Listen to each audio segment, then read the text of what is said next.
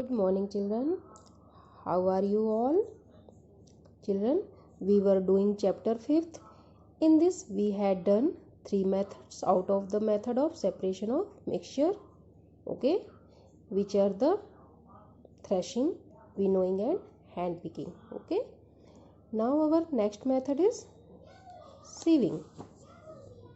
Okay, so what is sieving? The method of separating a mixture by using a sieve is called sieving. Means mixture को सीव के through separate करना, उस method को हम क्या कहेंगे? सीविंग. ओके, अब ये सीव क्या है? A sieve is a shallow vessel having small holes at its bottom.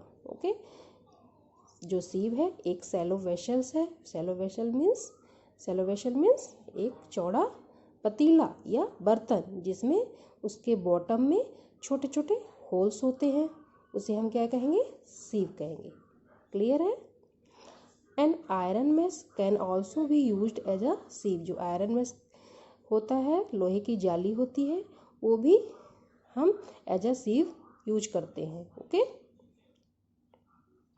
The mixture having components of different sizes input in a sieve and the sieve is moved back and forth continuously.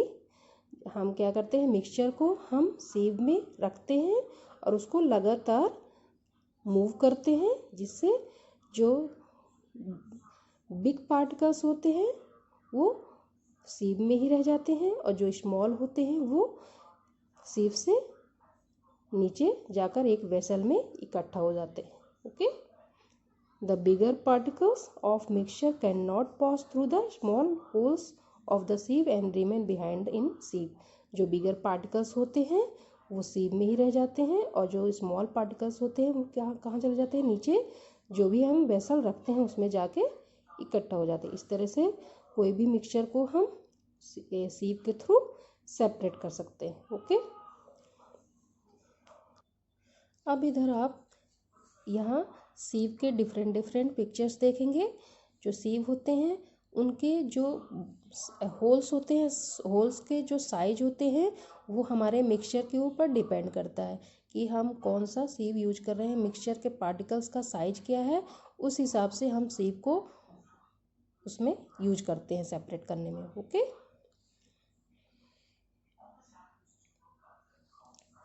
The sieving of flour is done to remove coarse particles of flour called wheat bran. wheat bran means गेहूं में जो चोकर होता है उसे हम wheat bran कहते हैं. Okay, from it so as to obtain fine flour for making चपाती. जब आपकी मम्मा घर में चपाती बनाती होंगी तो उसको पहले छलनी से छानती होंगी. ओके, जिससे जो wheat bran है वो सीव में ही रह जाता है और जो फाइन पार्टिकल्स है, फ्लोर है, वो वेसल में जाके इकट्ठा हो जाता है.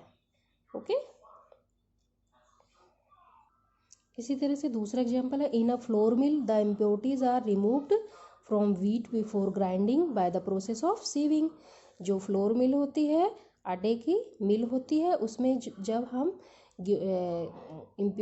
गेहूं को उसमें डालते हैं ग्राइंडिंग करने के लिए, तो उसके पहले क्या होता है? गेहूं में या व्हीट में जो भी इम्प्योरिटीज होती हैं, ओके, तो वो क्या होती है? उसको ग्राइंडिंग के पहले उसको क्या करते हैं? सीविंग करते हैं. By the process of sieving उसको अलग करते हैं. कैसे अलग करते हैं इम्प्योरिटीज़ को व्हीट से? By the process of sieving के थ्रू. ओके, क्या करते हैं इसमें? A bag full of wheat is poured on a slanting sieve made of iron mesh. उसमें क्या होता है? एक व्हीट का भरा हुआ बैग को हम क्या करते हैं? स्लैंटिंग सीव में, मीन्स लोहे की जो जाली होती है स्लैंटिंग होती है, स्लैंटिंग पोजीशन में रखी होती है, उसमें गेहूं से भरा हुआ बैग को डाल देते हैं, जिससे जो इम्प्योरिटीज है वो the wheat grains pass through the sieve where piece of stone stalk husk and left behind. ठीक है, जो व्हीट ग्रेन्स है उससे पास हो जाते हैं और जो स्टोन है, स्टॉक है, हस्क है, वो किस में रह जाता है? सीव में ही रह जाता है. क्लियर हो गया? इसमें एक और एग्जांपल ले लेते हैं। We need fine sand for mixing in cement for plastering walls of a house. जब किसी भी हाउस की प्लास्टरिंग होती है तो उसमें हमको फाइन सैंड की ज़रूरत होती है। ओके, तो फाइन सैंड को कैसे प्राप्त करते हैं? By sieving. Okay, fine sand is obtain by the method of sieving. The coarse sand means जो कंकड़ होते हैं या रेत के जो बड़े पार्टिकल्स होते हैं, having larger particles and pebbles in it. Pebbles means कंकड़ in it, put on a sieve consisting of a big iron mass held in slanting position। जो आयरन मैस होता है, लोहे की जाली होती है, वो कैसी रहती है? स्लैंडिंग पोजीशन में रहती है। अब हम इसमें सैंड डालते हैं। ओके, तो जो फाइन सैंड है वो इस आयरन मैस के नीचे इकट्ठा हो जाता है, हीप बना लेता है, और जो कोर्स सैंड है, बड़े पार्टिकल्स हैं, कंकर्स हैं, पेबल्स हैं, वो आयरन में से दूर जाके इकट्ठे हो जाते हैं। ओके, इस तरह से फाइन सैंड और जो कंकड़ हैं, बड़े पार्टिकल्स हैं, वो अलग हो जाते हैं। Okay, now next method is magnetic separation. Magnetic separation means separation of mixture by using a magnet. Means mixture का सेपरेशन अगर मैग्नेट के थ्रू हो, मैग्नेट के का उपयोग करके हो, तो हम ऐसे सेपरेशन को क्या कहेंगे? Magnetic separation. Okay, we know that iron is attracted by a magnet. हमको मालूम है कि जो आयरन होता है वो मैग्नेट को अट्रैक्ट करता है, या मैग्नेट जो है आयरन को अट्रैक्ट करता है। Okay, this property of iron use to separate is from a mixture. अब इस प्रॉपर्टी को हम आयरन को, अगर आयरन किसी भी मिक्सचर के साथ, किसी भी कंपाउंड के साथ मिक्स है, तो हम उस मिक्सचर से आयरन को सेपरेट कर सकते हैं। किसका यूज करके? मैग्नेट का यूज करके। Okay, for example a mixture of iron fillings and sulfur powder can be separated by using a magnet। मान लीजिए जो इसमें mixture of iron filings and sulphur powder है, आयरन है, आयरन के लोहे के कुछ टुकड़े हैं, और सल्फर पाउडर, ये मिक्स है, एक मिक्सचर बना हुआ है। अब हम सल्फर और आयरन को कैसे सेपरेट करेंगे? मैग्नेट के थ्रू। ओके, क्योंकि जो मैग्नेट होता है वो आयरन को अट्रैक्ट करता है। ओके, तो हम क्या करेंगे? जो मैग्नेट होगा उसको हम क्या करेंगे? जो मिक्सचर है उसके ऊपर, थोड़े ऊपर उसको रखेंगे। जब हम रखेंगे तो क्या होगा? जो आयरन के छोटे छोटे टुकड़े हैं तो वो मैग्नेट में जाके क्या हो जाएंगे? चिपक जाएंगे, क्लिंग हो जाएंगे। ओके, इस तरह से सल्फर पाउडर और आयरन को हम एक दूसरे से मैग्नेट के थ्रू सेपरेट कर सकते हैं, और इस प्रोसेस को क्या कहते हैं? Magnetic separation. क्लियर है? मैग्नेटिक सेपरेशन में एक और एग्जांपल ले लेते हैं हम। In factories scrap iron is separated from a heap of waste materials by using big electromagnet fitted to a crane. Okay, जो फैक्ट्री होती हैं बड़ी बड़ी, उधर आयरन के छोटे छोटे टुकड़े जो वेस्ट मटेरियल होते हैं उनका ढेर होता है। अब उस वेस्ट मटेरियल का जो ढेर होता है, हीप होता है, उनमें से जो आयरन्स है उसको कैसे सेपरेट करें? वो किसके थ्रू करते हैं? क्रेन मशीन के थ्रू। ओके, क्रेन मशीन में जो लोअर पार्ट होता है उसमें क्या करते हैं? वो मैग्नेट को फिट कर देते हैं, और जो हीप होता है, वेस्ट मटेरियल का हीप होता है, ढेर होता है, उसके ऊपर उसको ले जाते हैं। तो जो इसमें आयरन के पार्टिकल्स होते हैं, ओके, वेस्ट मटेरियल में, वो क्या कर लेता है? ये क्लिंग कर लेता है अपने में से, इसमें से, हीप में से अट्रैक्ट कर लेता है। इस तरह से जो वेस्ट मटेरियल्स में हीप है, आयरन है, वो सेपरेट हो जाते हैं वेस्ट मटेरियल से। ओके,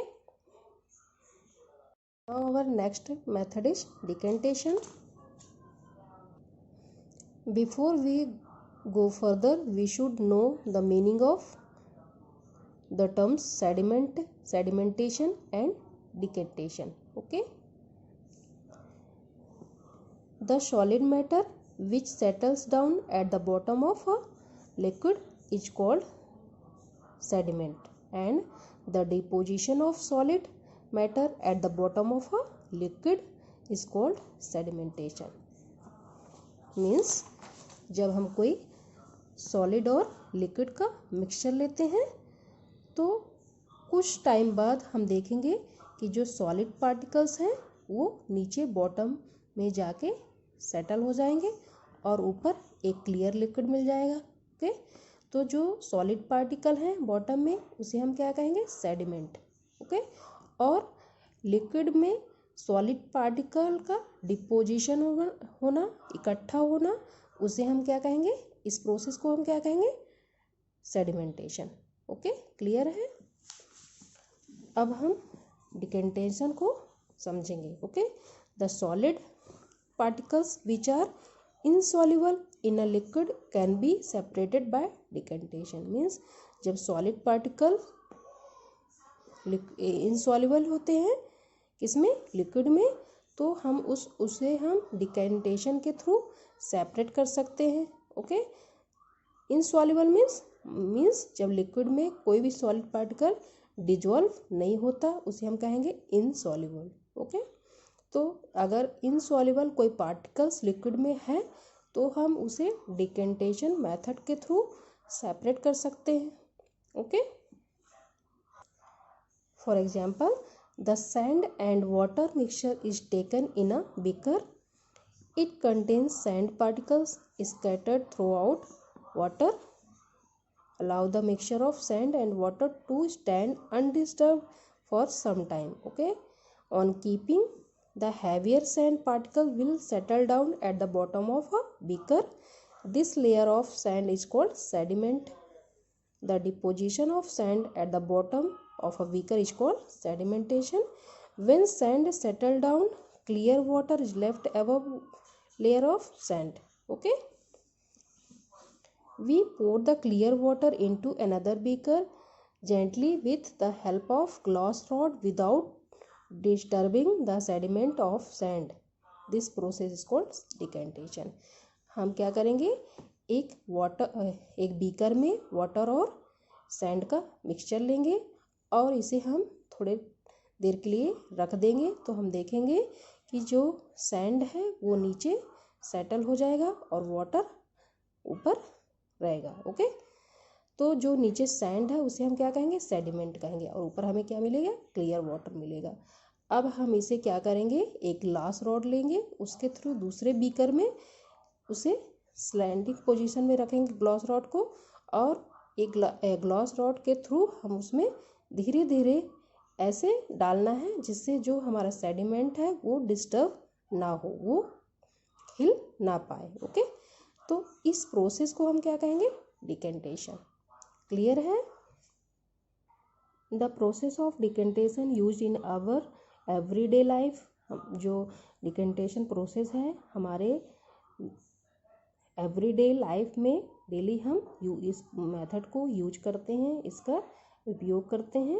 जैसे आपकी मम्मा घर में चावल बनाती होंगी, राइस बनाती होंगी, पल्सेस बनाती होंगी, तो उसके पहले वो क्या करती हैं, उसे वॉश करती हैं. तो जब वॉश करती हैं तो जो उसका जो गंदा पानी होता है उसको वो डिकेंटेशन मेथड के थ्रू ही क्या करती हैं, अलग कर देती हैं, और राइस जो है नीचे कोई भी वेसल में इकट्ठे रहते हैं. ओके, इसी तरह से जो वेजिटेबल्स हैं उसको भी हम वॉश करते हैं बिफोर कुकिंग, तो वो भी मेथड जो है वो क्या है, डिकेंटेशन है. ओके बच्चों, जो रिमेनिंग मेथड है वो हम नेक्स्ट वीडियो में पढ़ेंगे. बच्चों, अगर कुछ समझ में नहीं आ रहा है, कुछ अगर डाउट है तो आप मुझसे क्लियर कर सकते हो. Okay, thank you.